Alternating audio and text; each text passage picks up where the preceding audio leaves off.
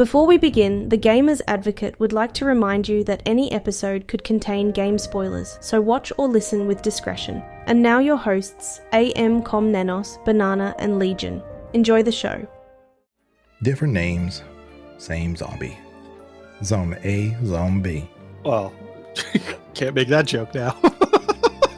There was a joke? It wasn't even that bad. It was just like, I don't want to interrupt the intro with it. Go ahead. It was the Zom A, Zom B joke. It was, if the USA is so great, why did they come out with the USB? There you go. Yay! I found that joke very Gotta cut you off there, Banana. We've got to keep going. Yes. It qualifies as a joke, and trust me, I appreciated it. But also, shut up. The joke you edit on top is just, yeah, what about USC? Just steal the laugh track specifically from Full House and add it in that moment as a show that, like, without that laugh track, I wouldn't know what was supposed to be funny. Yes. Consider the philosophical and metaphysical ramifications of banana. All right, well, welcome to another one of the Gamers Advocates podcast during Spoopy Month. Man, we got a really good one today. We're going to be going over zombies. Zombies are prevalent throughout film, books, and gaming. So it seems like there's more and more titles that come out every year about zombies. I've never really fully understood the concept, but I totally get it. It's easy to understand. You know, there's all different types of zombies. Some of my favorite movies have been about zombies. Shaun of the Dead. Love that movie. But we're going to kind of go over just some of those things today. I'll go first as far as like some of the, like my favorite zombie game, because like I said, I'm not a huge, like I don't seek titles that are about zombies necessarily, but I like them. Plants vs. Zombies. I love that game. It's really cute. It's a nice little tactical game in a way. You know, you kind of have to put your plants in a certain way and you got to keep up with it. And it's just really enjoyable. It's a time sink more than anything else. And the animations are really great. I've never really got into Plants vs. Zombies 2. It was way over the top for me. I really just like the baseline game, the first one. And there's a lot of stuff that happens on the background, like you get to grow a tree and stuff. And that's obviously nothing to do with zombies, but it's really neat. The Dave guy, he's like, "Arr, arr, arr, arr." So it seems like the zombies are more human than Dave is.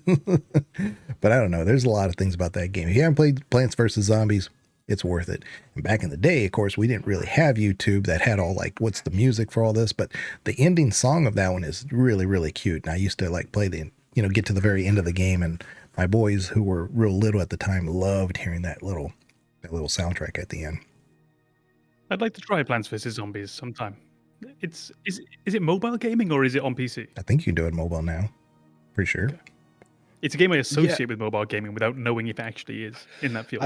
I think there's a mobile version which is simplified. I definitely remember playing a version on console that had like almost a story element to it, and you could alter sides and play through like a different narrative.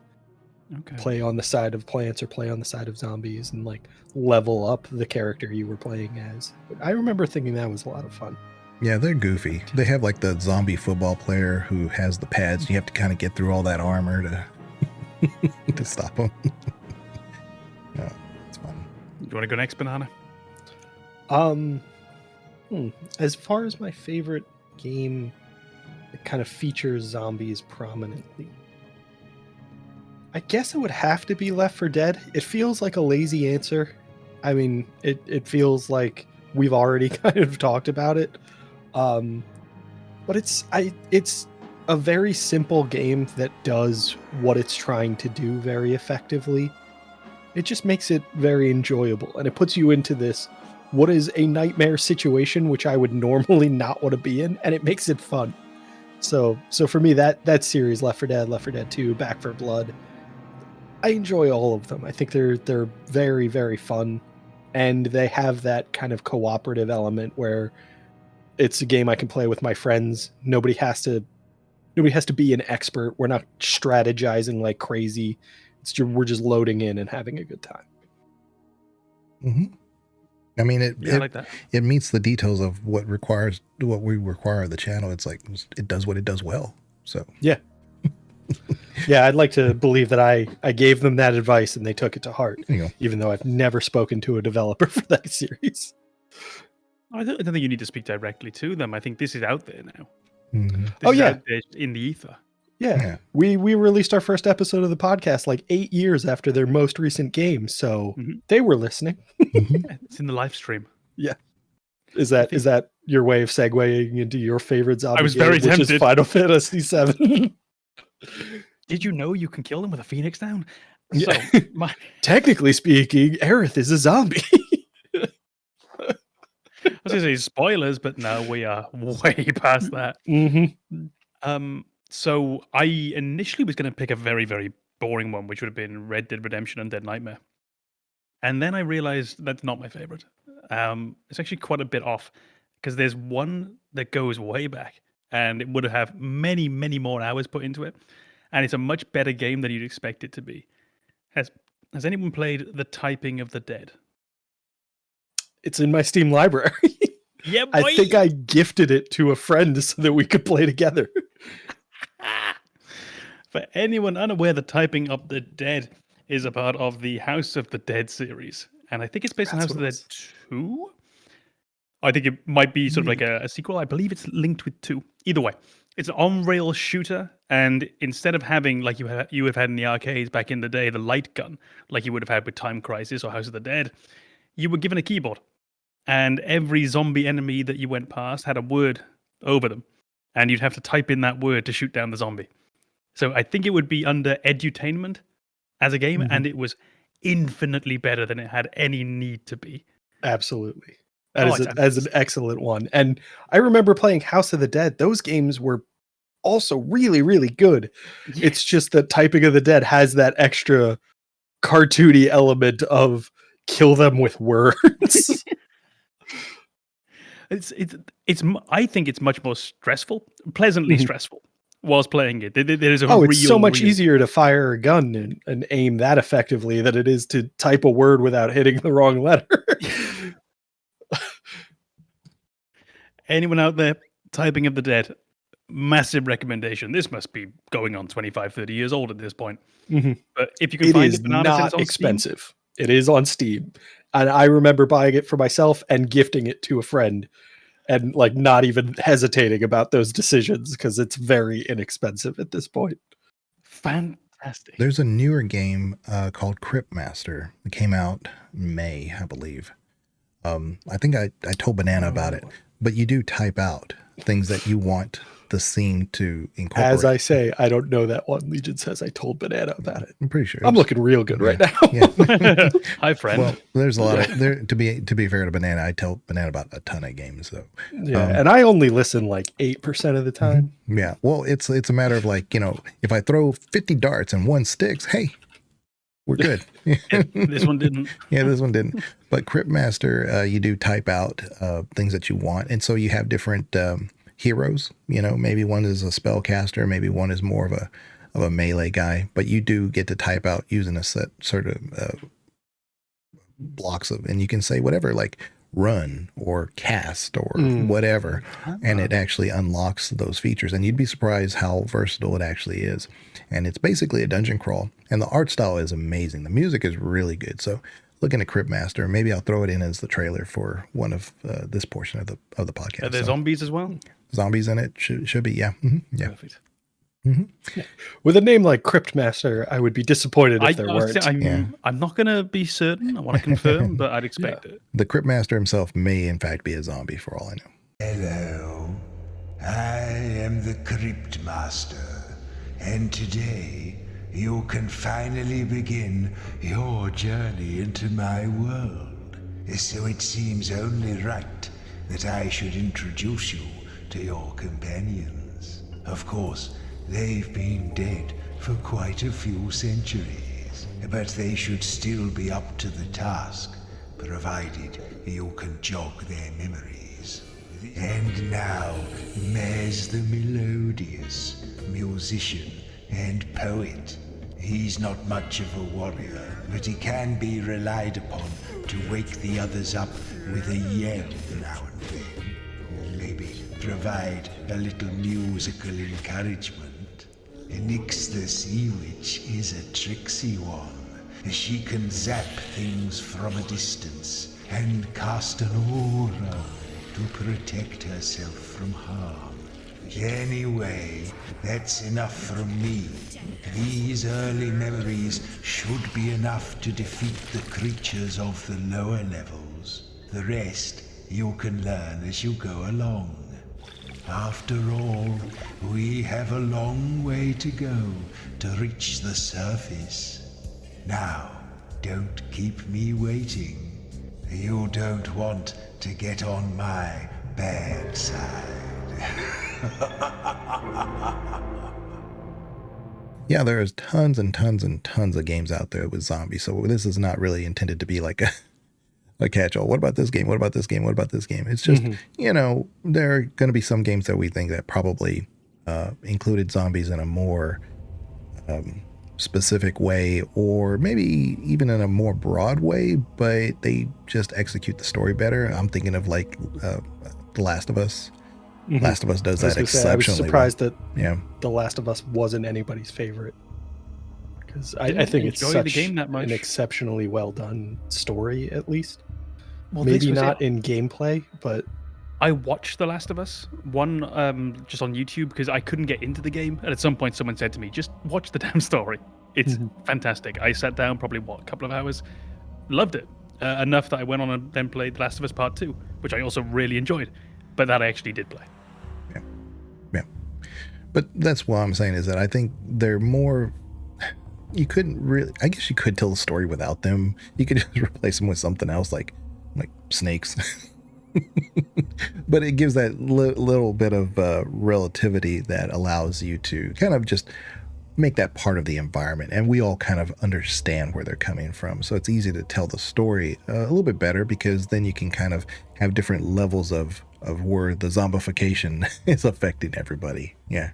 I think it's a very easy reason for why, not the only reason, but a very easy reason to include zombies is if I'm ever going to be in a film, right? If I'm going to go in a horror film, I'm going to play a role, and you tell me I'm going to die, I want the grossest death. I want you to really do something awful to me. I don't want to just get shot in the head or whatever. No, I want to be eviscerated, torn apart. I want my legs used as piñatas. I want real damage, and I want the CGI team to have fun. I want to be in the makeup chair for all that time.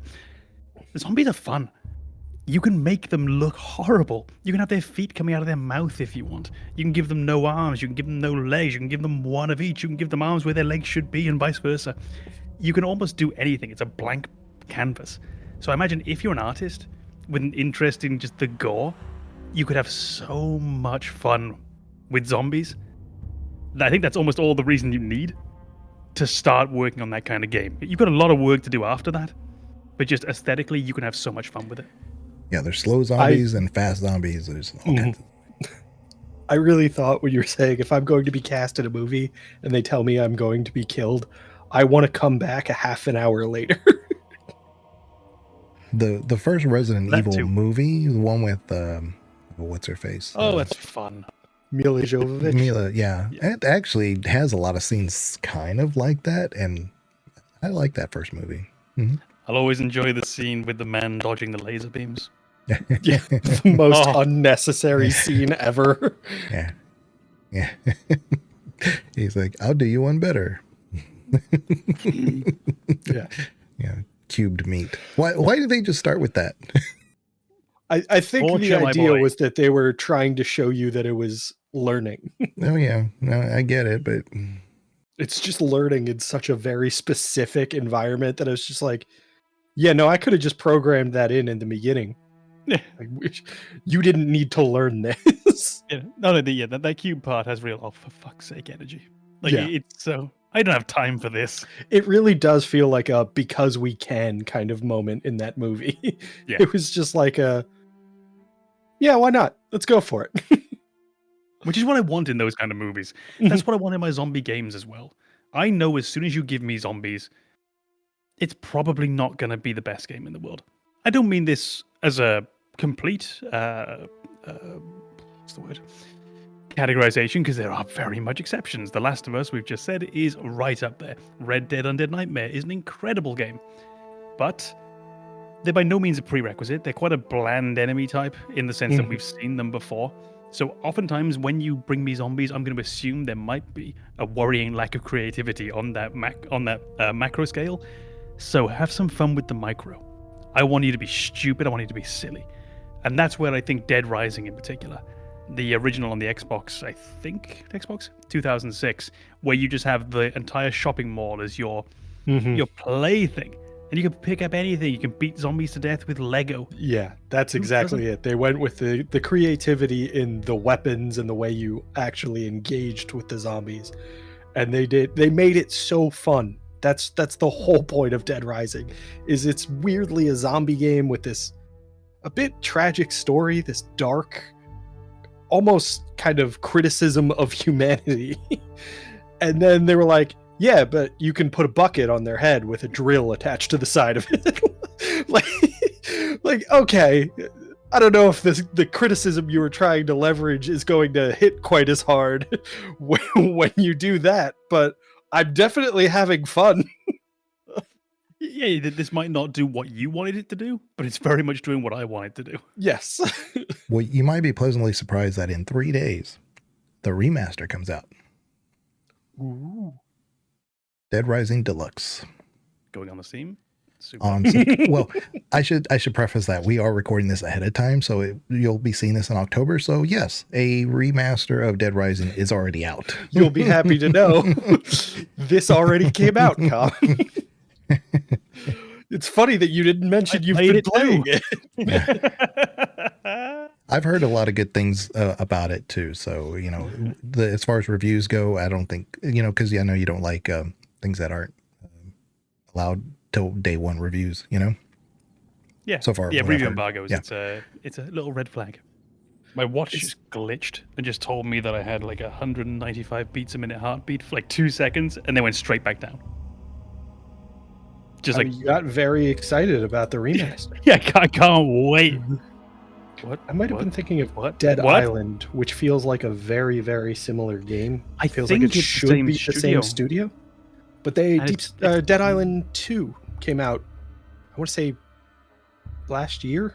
Yeah, there was something. It was a very similar game. Yeah. Yeah, it did. I remember it coming out, and there were some people who were tremendously excited about it and really enjoyed it. But I found a lot more kind of tepid response than the emphatic happiness. A lot of people were like, yeah, it's fun, but meh. Sadly, if you have an 8-year delay, that'll do it. And you've probably got some creative problems. It's rare that something comes out after that long and it's actually what you want it to be. There's a reason they've had that. Yeah. Oh, looking at you, Skyward Sword. Sorry. Looking at you, Chinese democracy. Yeah, no, that's a really good example because, it's really a zombie fighting game. There's nothing deep about it. That is the perfect example that you gave there. I didn't even think about that one, but yeah, that's true. Mm-hmm. It exists in that wonderful video gaming medium where no matter the setting, we just want to have some fun. It's just that. It's not supposed to have gravity. It's not supposed to have a major story. There is a narrative, I guess, and there are people you should be saving. But mainly it exists as this sandbox. And I think it comes from an era of very gamified games. Mm-hmm. Something that you might I think there are probably messages throughout that story, some kind of allegorical elements or things along those lines to actually have, the narrative there. But I think overwhelmingly it's one of those things where people aren't reading into it that much. They're not looking for those things. They're focused on the very superficial, very fun elements of killing zombies. I'm trying to think which Romero movie it is where the zombies, where you're drawn to the mall after death. You're drawn to that place that you knew. Not 2 weeks after, because there was one that was like 10 days after or something, and it wasn't him, but it was somebody else, and they both did a really good job. And I couldn't ever remember because it's kind of like the whole Ring conversation we had. It was 2 movies that came about at the same time, and I always get them confused. But yes, there was one that they ended up at the mall and they're on the rooftop, and I remember that. Yeah, but it's the zombies in death. They're searching for a place that they know, and as they did in life, they go to the mall. I think it's Night of the Living Dead, but I could be wrong. I don't know why you made me think 28 Days Later. Oh, it's a fabulous film. Yeah, another one. Yeah. But yeah, I figured you would have remembered that title. Yeah. I'll always remember the scene with the blood drop in the eye. Ooh. Yeah, so then games like Resident Evil, clearly zombie-centric. There's zombies in that one. Yeah. In case you didn't know. Yeah. But what's interesting, what they do there is that they introduce a whole range of what zombies could be. They don't stop. That's actually what I was gonna talk about when Com brought up the kind of lack of creativity in the enemy itself. Is you feel like in studios that did a good job with zombie games, they recognized that lack of kind of really lack of challenge that just a horde of zombies presented, the lack of kind of engagement through variation in gameplay. Shoot them in the head gets old a little bit. So having, unique enemies, those elites within the zombie world, tyrants, Mr. X, Nemesis, those figures that represent, enhanced versions of the zombie enemy, they make it more fun, they make it more engaging. Resident Evil, I feel like caught that right away to say that, like, yeah, there's a lot of the same. We're gonna need to mix it up. We need a zombie shark. I was worried for a moment when we moved on to Resident Evil and you said, "Are there zombies in that game?" I didn't realize for a second it was a joke. I thought, oh, he's one of those. Actually, they're not zombies. They're infected with the T virus. Oh, shut up. I was worried you were going down that path. So I'm very much on the other side. I think if you look at what a zombie is, any attempt to say, oh, that's not a zombie, represents somebody whose opinion doesn't matter to me. Like, if you look at what a pure zombie is, no, they're all zombies. You did not give me a definition that is so exclusive that I'm writing people off right now. You were just like, they're a dead person who's not really dead. I think we're looking for, if it looks like a zombie and smells like a zombie, it's a zombie. Yeah. The thing I like very much in Resident Evil on that note is the evolution you go throughout the game. And I think it's when you compare it with something like Dead Rising or Days Gone, not DayZ, Days Gone. The hordes of zombies, the mass amounts. Resident Evil doesn't have that, especially in Resident Evil 1, Resident Evil 2. You normally have one zombie, two in a room, and it's the confined spaces that give you the problem with them. But then the way that the game then evolves as you go through, and all of a sudden a zombie that you put down earlier jumps back up to its feet, and it's got a lot more speed, so they evolve that enemy, introducing new ones. It's a wonderfully creative series. Resident Evil, at its best, has hit that genre about as well as anything ever has. Yeah. At its low point, it's been pretty damn awful. But yeah, at its best... I think Resident Evil also did a very good job with the plausibility of the zombie outbreak. In almost every Resident Evil game, it feels very local. And it feels very much like if this were to expand much further, this entire area would probably just be bombed into the ground and people would forget it ever existed.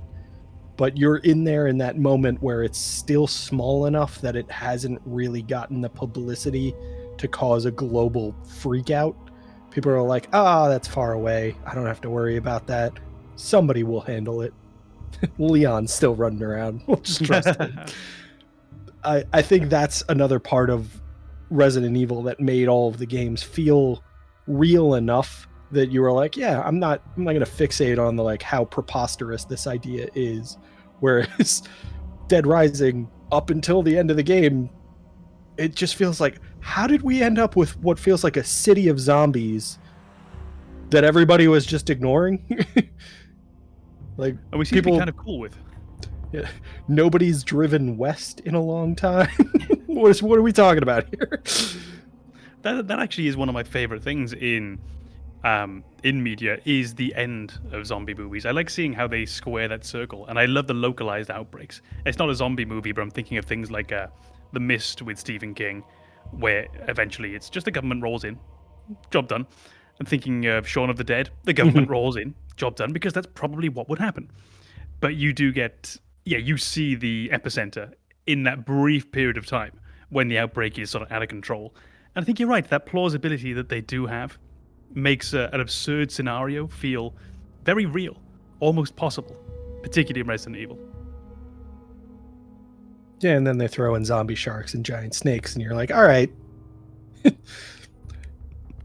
Whatever. Right, I think they've taken you far enough down the rabbit hole at that point that you kind of do go, huh? But you don't go, what? That's exactly it. I feel like you're presented with all of this information and like, yeah, it's a localized zombie outbreak, so you're okay with that. And then you start to get into how it happened, and you're like, oh, there's a lot of people doing things they should not have been doing, but their curiosity got the better of them. And then you get to Zombie Shark, and you're like, yeah, that sounds like the type of thing these people would be doing. Yeah. Like, they clearly have no self-control. They're just going to experiment on whatever's around. And that's very much it. The whatever's around. A plant, go for it. Zombies, go for it. Dogs, perfect. Just that wonderful lack of morals that you see in them, just an expanding out. And again, lets the creators have some fun and create some different challenges and different levels. So I'm not a huge Resident Evil fan personally. I'm more of the Silent Hill side of things. I like that weird psychological stuff. But my favorite Resident Evil game, I can't remember which one it is. Is it 4? It's the one where they're in Spain at the Spanish castle. Yeah, that whole like thing that to me was great. It was kind of fantastical really at the same time. Yeah, there's all this, and a zombie game really out of this. It was really neat how they were able to tie all that together. It was very creative. I'm super happy with the amount of effort that went into the remake of 4 as well. Because when they brought 4 back, it was not just 4 again. It wasn't reskinned. It wasn't just a rehashing. There's a lot more to the remake than the original game. There's a lot of stuff I was not at all familiar with. And people were like, oh yeah, that's only in the remake. And I was like, oh, cool. I'm glad they put new stuff in it.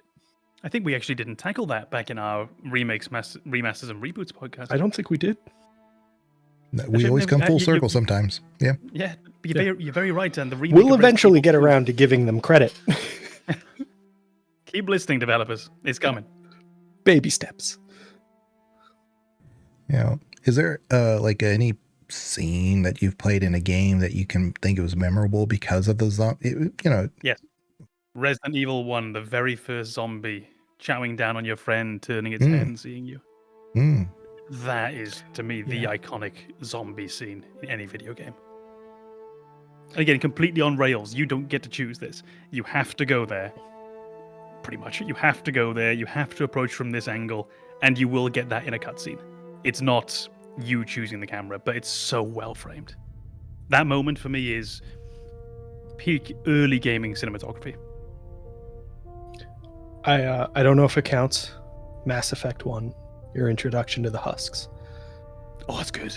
That is an iconic scene for me when you see that spire that you didn't even know retracts, just falls back down, and then the husk gets up and starts walking towards you, and you're just like, oh, this is new. I was not expecting this in my space game.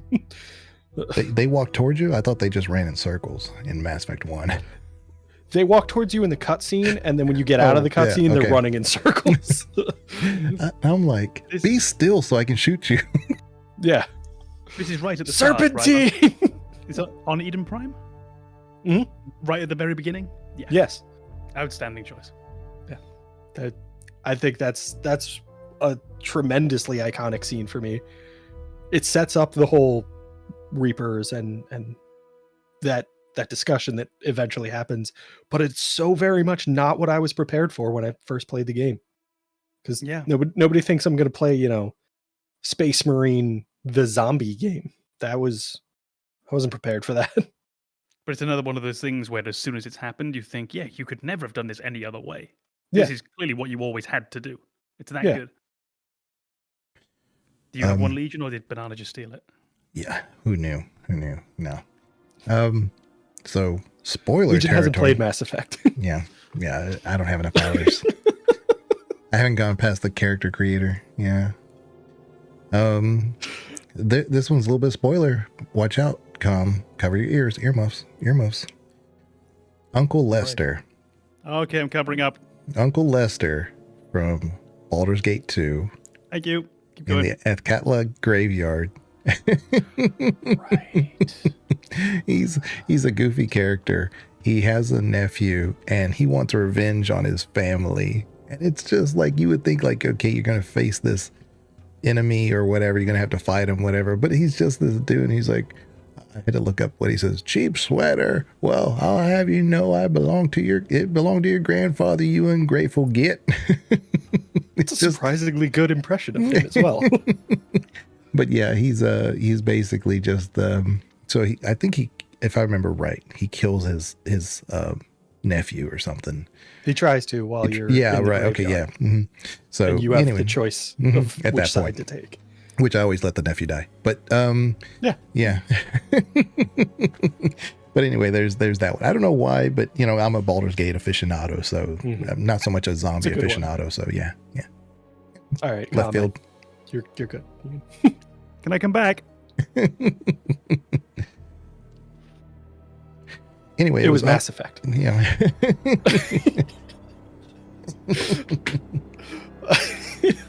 I just love the idea that Legion and I just had a conversation without you that whole time for no reason. Is that all we got to do to get rid of him? Yeah, we're talking BG2. Yeah. Yeah. Earmuffs.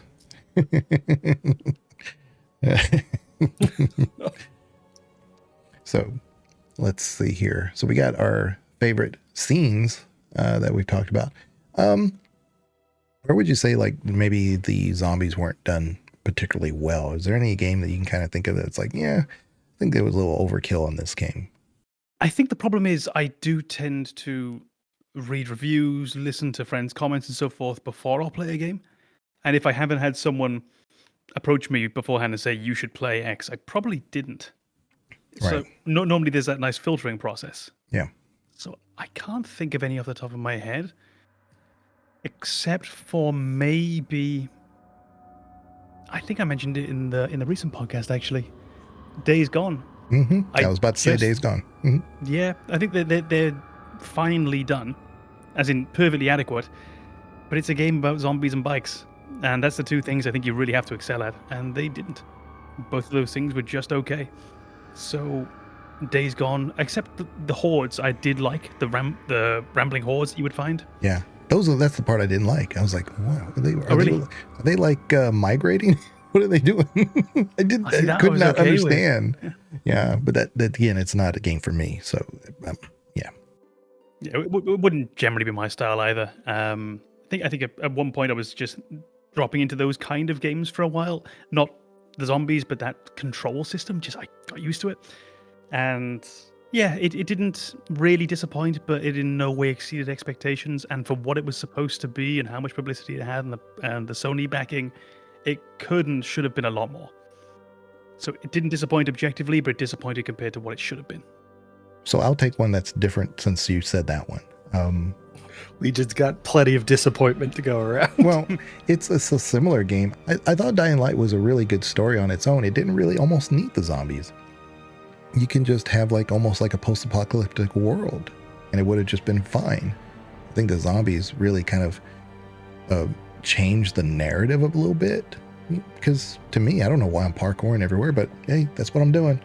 But I don't really know if the zombies help the story. That's the thing about people who do parkour. Nobody really knows why they're doing it anyway.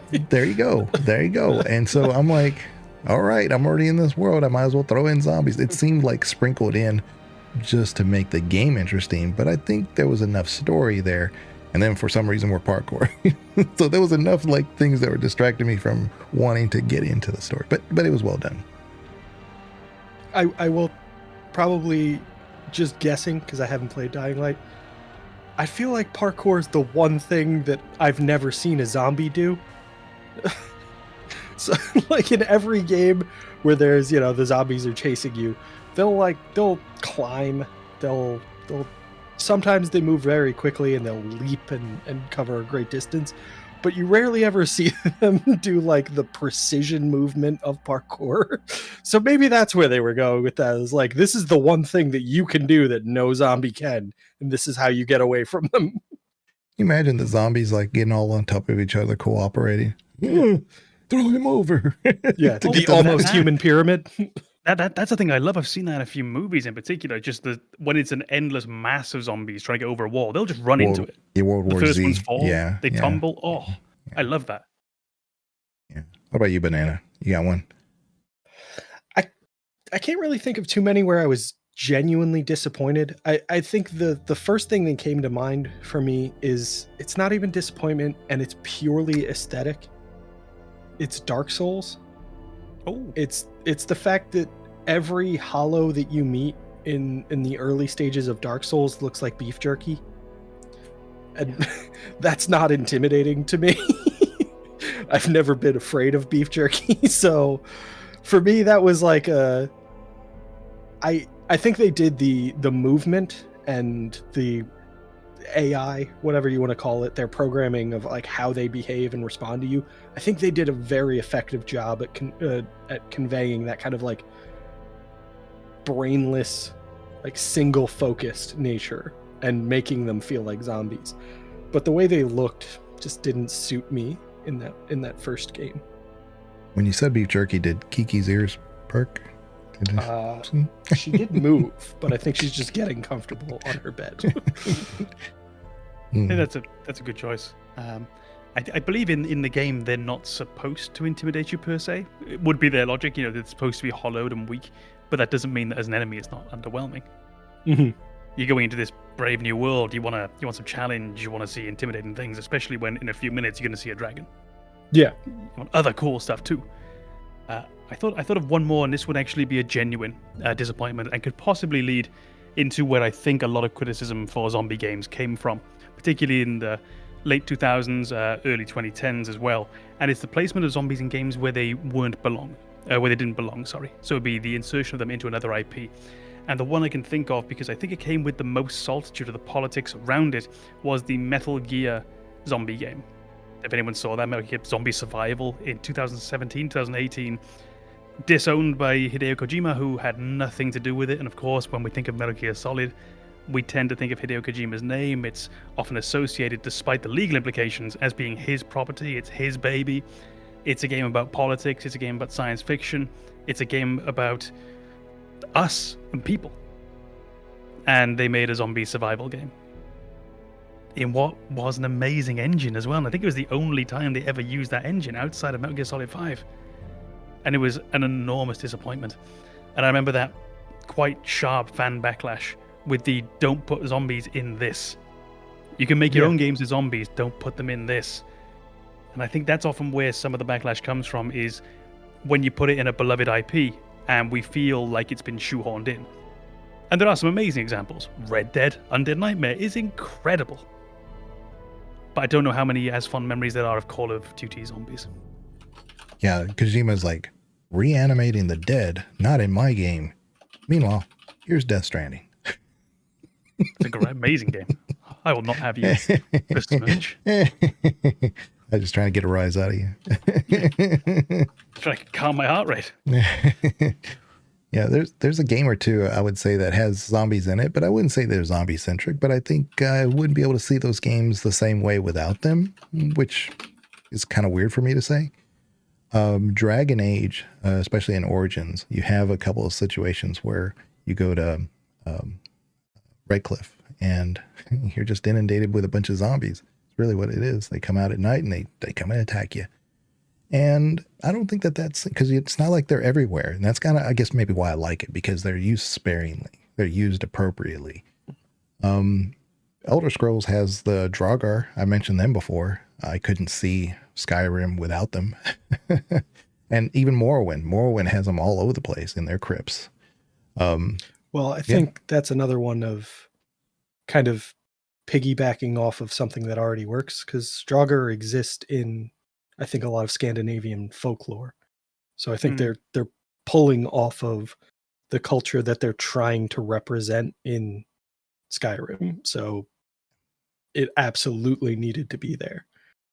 I said Morrowind, and I think I'm wrong because I think they're spirits. They're in those crypts. They're those. I believe there are zombie things. Okay, I have to go back and look. I don't remember. Yeah, I'm checking. And also Diablo. Diablo has its share of zombies, especially at the very beginning. Oh man, they're just so great because they're Final slow. Fantasy 9. Well, I mean, I think Diablo works because, you know, you start off low level, very slow. You have low stamina, which for some reason you have to build your levels to get extra stamina before you can run around all over the place. Everybody hates that feature. But the point here is that thank goodness they're zombies because they're not fast. So you have games like, I think, like I said, Dragon Age, Diablo, and the Elder Scrolls. I couldn't see those games without zombies, which is, like I said, weird because I'm not looking for a game with zombies in it. But yeah. I think when you have an enormous fantastical world where we have all the variety of creatures that we can have, it almost feels like a misstep if you don't have something undead. Because I don't know about you, but when I play these fantasy games, I want to go into a crypt at some point. I want to go down into these burial sites, and I want the dead. And what easier way to put the dead in the game than zombies and skeletons? Have y'all played Project Zomboid? No. I wanted to. Need to. I just haven't got around to it yet. You need to. I was secretly hoping you were just making a joke and you were going to say, have you played Legend of Zelda? I was like, there are zombies in that game. That counts. I can't remember if it's a zombie type enemy or not. I think it isn't. But Yin Yang from Final Fantasy VII is one of my favorites. It's found in the basement of the Shinra mansion. Got two heads. Yes. Okay. I can't remember if it's a dead enemy, but I think of it when I think of zombie enemies. I think it is. The movement. Yeah, I think it is. I think so. That's another one where I think Final Fantasy, particularly 7 and 9, where I'm thinking of like the undead enemies, they're not really presented as traditional zombies. They have their own kind of unique flair, and I think it might just be the kind of status they wanted to put. They needed a title for. So the idea that you can't be healed anymore, and draining magic that's supposed to like steal your life force and give it to the person actually harms them. Yeah. They needed a title for that status effect, and zombie felt appropriate. So I feel like that's a game where like they're not traditional zombies, but it works. Oh, very much. There's also not that many. It's very infrequent. There's the Gi, there's the ghost ship. And that's about it. Isn't there a zombie dragon as well? Yeah, but that's about all. There's more in 9 because it's kind of tied to a story element of the tree. But they're never the overwhelming majority of enemies. They're never like the most significant of the mass. They're there. And it kind of feels like they should be. No, I agree. Remind me, are the little sisters in BioShock zombies, basically? No. If you think about what you can do if you get to the very end of the game. Yeah. I don't know how spoilery we're being with BioShock. Yeah. That's what I may just edit this all part out. I was throwing it because I thought maybe they were reanimated, but I couldn't remember. They certainly feel like them. When you meet them through the course of the game. It's just via an ending. I think you very much get an indication that they're not. It's more that they're in a trance than anything else. I should play BioShock. It's an outstanding game. Really I've heard wonderful things about the first one. I really enjoyed 2 as well. 1 is iconic. 2 is worth playing. Where people get stuck on BioShock is the fact that you have all these different abilities and you're kind of rotating. Like you would think maybe like the reason why you have all this is because it will unlock in certain situations. You can just stick to one. You're good. You'll be fine. If you basically make it simple, it can be a real easy playthrough. Well, see, I got stuck on BioShock in that I never owned it. So that was it. That was the only reason I hadn't played it. Let me piggyback on that. You can play the game with sort of like 1 or 2 plasmids, and that's it. But don't. Try them. When you get it, make a point of experimenting and having fun, because there's some amazing stuff in that game. You just never need to use it. Right. Yeah. Gotcha. But yeah, that's the point, is that if you, where people have gotten stuck, they're like, I don't really know. There's like too much here. It's just, then don't do that. That's how I feel with Baldur's Gate. There's so many spells and stuff that it just overwhelms me. So I try to just pick a small set and work around them, because at least I know what they are. Right. Yeah, I feel like that's a common thing with the D&D framework, is there are things that, because D&D has been around as long as it has, that have kind of risen as favorites. And if you're not looking to dig into the details and figure out for yourself, it's very helpful to learn those favorites so that you don't have to get overwhelmed with the information, because there's just a ton. Oh, for my cleric, I just Googled optimal cleric spells for each level. I just thought, well, I'll go with that, and if later I want to experiment, I will. But at least for now, I know, okay, I can learn these 10 spells and what they are, and then I can work from there. And I know they're not terrible. And everything has its use. It's just, what am I most commonly going to need? Exactly.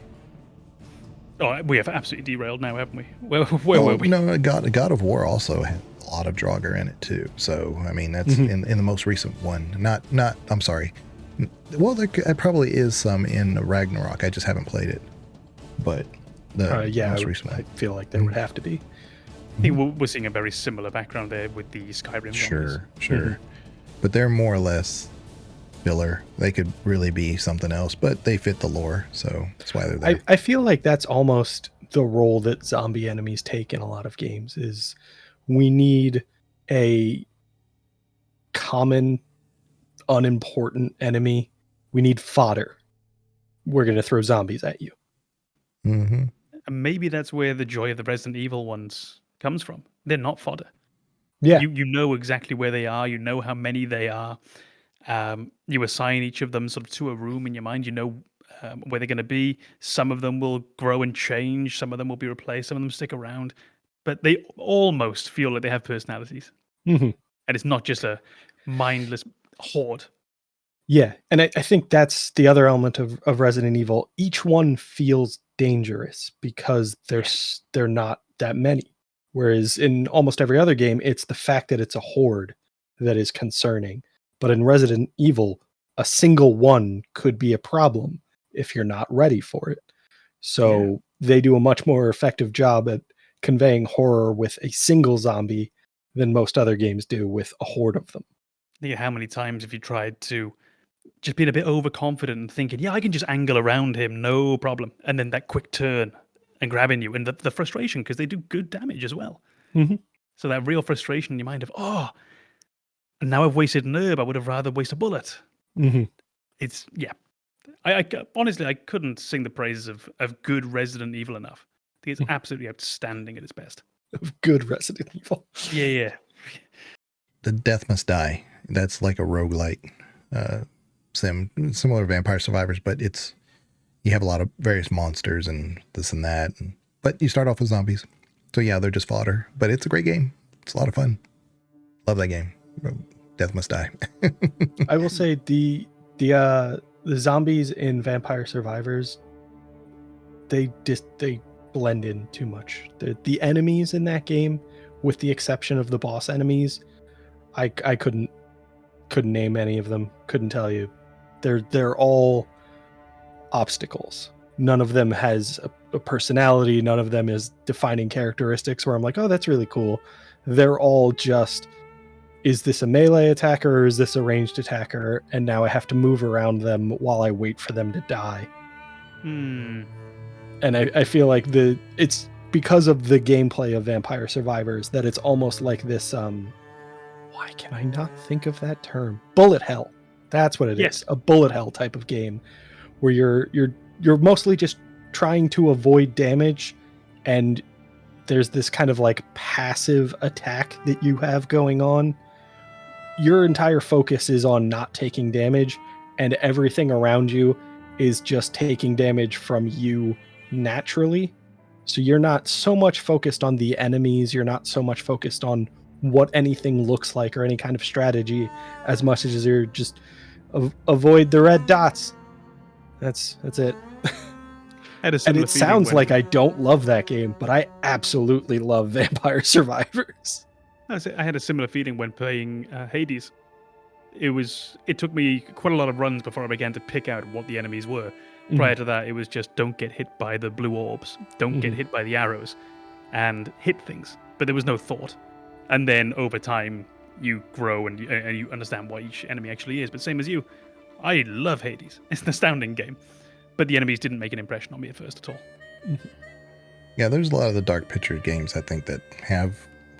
I don't know if they have zombies necessarily, but I want to say that I think a couple of them do. Like the ones that were... Like the one that went to the underground with the Special Forces. I haven't played it. Okay. Well, then never mind. Yeah. You would... Dragon Age? You think of Dragon Age? Yeah. Yeah, you would think that would be like a type of game that could like actually, you know what? There's the Walking Dead. Yeah, there's the Walking Dead game. That's pretty good actually. The Telltale one? The Telltale one, yeah. It was a very good game. Playing as Lucas, protecting Clementine. Yeah. Yeah, definitely did zombies well in that one for sure. Yeah, they did the thing that we've talked about in other games with horror. The zombies were a backdrop. They matter, but they're a backdrop. The story wasn't about zombies. It was about Lucas and Clementine. Right. But it's so pervasive of where they are and how they react that you could kind of do almost like a tactics thing, right? Because of how you're saying, okay, go over this way or go over that way while I do this, or you create the distraction, do it now. So the zombies are kind of, they have to be a zombie. If it was like a, I don't know, it's anything else really, like a monster or something, it may not react because we don't even know it can hear us, right? But they're specific zombies, so they always react in a very base level form.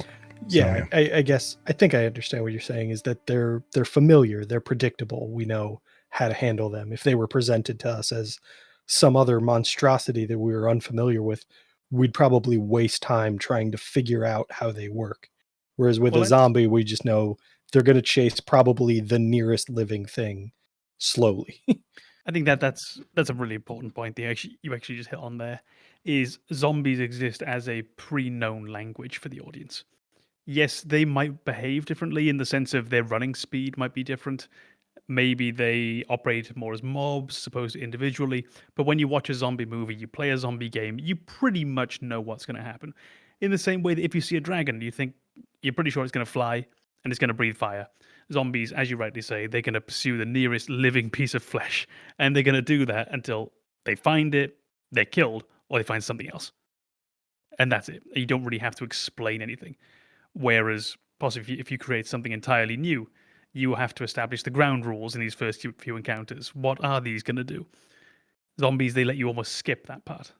And so somebody who's coming into a game, especially like a Telltale game, maybe you're not used to playing that type of game. You don't know what's going on. At least that's something you don't have to be told. It's a common language, like you said. So yeah, I think that works. I think if you look at the codex entry for husks in Mass Effect 1, it just says they're blue zombies. Okay, maybe not that, but it definitely, you don't need to look at the codex when you first encounter them. They're like, you're like, they're sci-fi zombies. Got it. You recognize immediately what's going on. And it's almost enhanced by the fact that they wander around in circles for a little bit. Yeah. What I want you to do is I want you at this moment in 3, 2, 1 to play the codex entry for the husk. 3, 2, 1. Don't.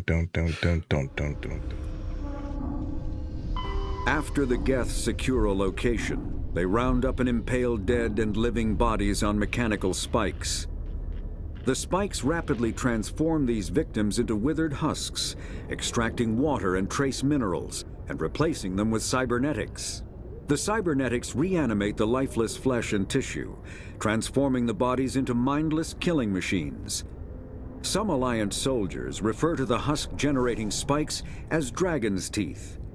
a reference to the mythological berserkers who sprang up from the earth wherever the teeth of the dragon Eris were planted. Dragons' teeth and husks bear little resemblance to other pieces of Geth technology. No one is sure why a synthetic race would bother to drain the minuscule amount of recoverable resources from organic corpses, though the value of reusing them as shock troops is obvious. They're blue zombies. Yeah. He's really here. Yeah, definitely. You know, and there's like certain little games, like, I don't know, like The Witcher. I mean, clearly, but you don't see them as that. It's just they're part of just another enemy. But they're all over. Like I said before, they're pervasive. They're everywhere. But picking them out and saying, "Oh, okay, this isn't a zombie game, but it's got zombies in it," you know, they're everywhere. Yeah, that's just where you draw the line, though. Then mentally, is that you, in the same sense that a game can contain puzzles without being a puzzle game, a game can have horror elements without being a horror game. To be a zombie game, I mean, that has to be your focus. It has to be entirely the reason, the modus operandi. It has to be possibly the motivation for the characters and what they're doing. A zombie game is a very specific thing, I feel. Mm-hmm. But the zombie enemy is a wonderfully global thing that you can put almost anywhere. Yeah, I mean, I think if we look at Plants vs. Zombies, it's a game that could be Plants vs. anything or anything versus anything. I don't know if it really feels like a zombie game, but it's just the zombies have this aesthetic that we wanted to play around with. Yeah. And what would be an absurd opposition to a zombie horde? Plants. Let's go with that. That just sounds fun. I feel like that's very much not like a zombie game. Yeah. But it's a game that has zombies to the point of absurdity. That's half of the game. It's plants and zombies. Maybe you need more than to be a real zombie game. Maybe you have to actually just be in the horror genre, broadly speaking. Maybe without the fear element, they aren't what we would traditionally think of as zombie media. Perhaps you need that as well. I mean, Plants vs. Zombies, I assume it has about as many zombies proportionally as any other game. I would imagine. I'd imagine a good half of or probably more. It's tower defense, isn't it? The vast majority of things you'll see on screen will be zombies. But yeah, same as you, I don't think I'd ever think, "Ooh, zombie game." Mm-hmm. Yeah, they don't say much either. They just say brains or brains. I don't want more. Maybe I think they nailed it. Yeah. I'm still trying to think of zombie games or zombies in games that I was unhappy with. I think it's feel hard like to they get them failed wrong. the execution. Yeah. It's a very simple idea, and unless you colossally mess it up, yeah, like really intrinsically, like I don't know what you can get wrong. Yeah, I think that ties back to that kind of treating it as a universal language. It's so well defined already that you don't even have a lot of freedom to screw it up. Right. Yeah. Like if you screwed it up, it's probably not a zombie anymore. Yeah. As soon as you break out of the archetype, you cease to be. Well, that's a very obvious thing to say, but when you break out of the archetype, you're not in the archetype anymore. Yeah. You've just changed creature. Now you're making skeletons or whatever. Zombie pets. Zombie pets. God. Any game where you have introduced the fact that zombification can happen to a non-human, I'm going to be a little freaked out. You say that, and like in my head, I can see a zombie pet, but I can't tell you what I can't games. think what it is. Yeah. No, I think like Resident Evil. Like you're introduced to zombie dogs. There's the zombie shark. I don't like that they exist. Yeah, I was thinking of an actual pet, like your an pet. actual pet. Yeah. Well, maybe WoW. I know WoW has some zombie skeleton pets. That's just a cosmetic. That's not even a gameplay element. But in my head, I saw some. I just could not tell you where I'm thinking of them from. I don't know. I think I've seen them in more, not in video game media, but in movies and TV shows. And I think it's typically seen more in like cartoony presentation of spooky themes. Yeah, like the skeleton dog. If you see like Mm-hmm. like a zombie pet or something, it's probably in a genre where the zombies themselves aren't really scary either. So like, you can have a zombie pet that's still cute. The end of Shaun of the Dead, his friend is essentially a zombie pet. Yeah. He's kind of cute. Yeah, I like him. He's playing PSP. Everyone loves Nick Frost. Well, I guess we'll go ahead and call it right here with our subject of zombies. I wasn't expecting zombie pets to be what we actually used. We're using that? I mean, sure, why not? Yeah, I feel like that was just me talking. I feel like we want more of a discussion. I wasn't even looking at the screen. I was just staring off into space. I really thought you were going to say I wasn't even listening because it was just Banana talking. I'm just so tuned in that my body zoned out, but my brain. We need one more topic. Banana starts speaking. Com's like, okay. Yeah, he's got it. Whatever. This episode sucked anyway. It's not going to air for a month. Don't worry. We'll have forgotten. I think there's probably a discussion to be had about the sci-fi versus fantasy zombies, to say like when magic is involved versus when, science and experimentation has led to this. I feel like there's probably something there. Resident Evil is very much the science side of things. But when you look at like necromancy, that's a completely different feel. Do you want to introduce the topic, Legion, and we'll give it a go? I think Banana's already done that. Didn't feel like it to me. Didn't feel like it? Okay. Well. Yeah, but he did a shit job. How can I elegantly and... Okay, so we have... inoffensively say it. Yeah, we have kind of like a difference of ideology, I guess, between a fantasy zombie and a scientific zombie. I can't believe I'm saying it in that term, but you have like a sci-fi, sci-fi zombie, which like I'm thinking it's not in Dead Space necessarily, but it's kind of like that idea. The sci-fi zombie feels a little more dangerous in my mind when you think about the way they're presented in those two genres, because in the genre where it's necromancy and people are being raised from the dead, they're minions to somebody who is supposed to be kind of a villain. They're not super powerful themselves, whereas in sci-fi a lot of times they're almost like a natural accident. They're this thing that like we stumbled across and now we have this huge problem that we don't know how to deal with. Whereas in the fantasy realm, I feel like it's still possible to say like, yeah, we just need to talk to Mike and tell him to knock this off. Stop raising people from the dead. Would you please? I think you get with science fiction zombies. For me, I think there's two real distinct ways that you can look at them. And the one of them is actually not right, but I feel as though they show us more of a hubris. It's the idea that we didn't quite know when to stop playing. And don't get me wrong, that is entirely the case as well for the Necromancer. There is no fundamental difference, but something about it just feels different to me. And I think it's probably due to the second point, which is, despite the fantastical nature of raising this zombie from the dead for your science fiction game, that feels like it could happen. Necromancy doesn't. It feels as though somewhere down the line, potentially, this could be a thing. Whereas, I also feel with science fiction, it's more of a they've gone too far. They actually could have had good intentions, though.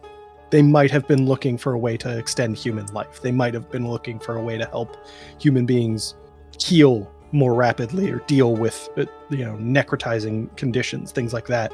Whereas in the pure fantasy realm, with magic being the driving force, it kind of feels like anybody who is bringing zombies to life knows full well what they're doing. They are 100% aware of the full extent of their actions, and there's no room for ambiguous morals there. Although there's the fun meme with D&D of, a cleric and a necromancer are just two sides of the same coin. It's just the cleric needs to get there first. You get I say, well, you can imagine with the sort of the necromancer that there's a pact of some kind, probably as well, with some diabolical figure from beyond the veil, and objectively, okay, this is pretty terrible.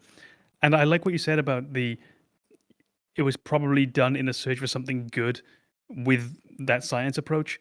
And I think it's something we've also mentioned before, is the misguided villain is almost always more interesting than the pure evil, which is why many times in my recent playthroughs of Final Fantasy VII, I do find Hojo to be more interesting as a villain than someone like Sephiroth. Don't get me wrong, Hojo isn't really misguided. Mhm. He's pretty terrible. But Yeah. you can still see his sense of morality within him. Yeah, And all those scientific experiments that lead from it. You can always see Hojo's motivation to advance. Yeah. And it's very clearly at times he will not consider morality in his pursuit of progress. And that makes him a little bit more relatable than somebody who is not experimenting. They're not trying to figure things out. They just don't care about morality. Yes. Whereas Hojo has a goal that could be beneficial. He's just not willing to consider one way or the other. Whereas the other people are typically like, oh yeah, they're evil right away. 100%. The other side of it is what Com was talking about with the necromancy. This person's already dead. They died. So we summon them back up. They're still a zombie.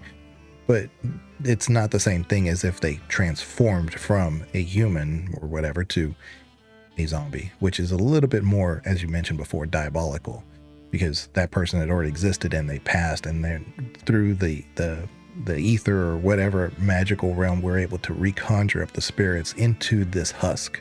It may not even be the same spirit that was in there before. They're just filling a body. But the zombie of the sci-fi world is a little bit more intentional.